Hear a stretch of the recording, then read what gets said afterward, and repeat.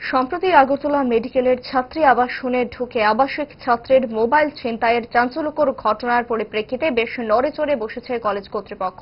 এই ধরনের ঘটনাকে রুখতে আবাসনের চলতি নিরাপত্তা ব্যবস্থার মূল্যায়ন করা হয়। জরুরি বৈঠকে বসে মেডিকেল কলেজ কর্তৃপক্ষ সমস্ত কিছু পর্যালোচনা করে দেখার পর বেশ কিছু নয়া সিদ্ধান্ত গ্রহণ করা হয়েছে। আবাসনের নিরাপত্তা ব্যবস্থায় আনা হচ্ছে কড়া নজরদারির ব্যবস্থা। বাউন্ডারি দেওয়াল নির্মাণের সিদ্ধান্ত নেওয়া হয়েছে। সন্ধ্যার পর জিবি চত্বরে কোনো ধরনের বেআইনি পার্কিং করতে দেওয়া হবে না।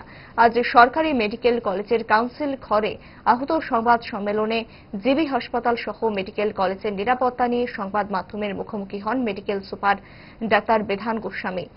জিবি হাসপাতালের বিভিন্ন সমস্যার সমাধানের বিষয়েও সংবাদ মাধ্যমকে জানিয়েছে মেডিকেল সুপার।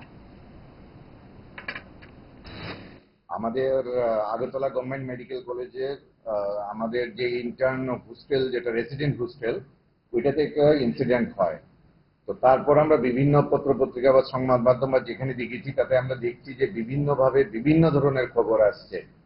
যা কিছু খবর আসছে যেগুলি মোটেই সত্যি না, কিন্তু এটা আতঙ্ক ছড়াচ্ছে বেসিক্যালি। এবং আমাদের যে সমস্ত স্টুডেন্টরা আছে এইখানে, সারা ভারতবর্ষের স্টুডেন্টরা থাকে, আমাদের বিভিন্ন জেলার যে স্টুডেন্ট তারাও আছে, তাদের মধ্যে একটা ভয় ভীতি এবং সার্বিকভাবে যে ত্রিপুরায় যে সমস্ত এবং গার্জিয়ানরা যারা আছেন, অভিভাবকেরা বিভিন্ন জায়গায়, যারা অন্যরা যেগুলো শুধু আগরতলা গভর্নমেন্ট মেডিকেল কলেজে না, ইভেন অন্যান্য যে সমস্ত ডিগ্রি বা অন্য কলেজে আছে, ওটার মধ্যে একটা আতঙ্কের সৃষ্টি হয়েছে।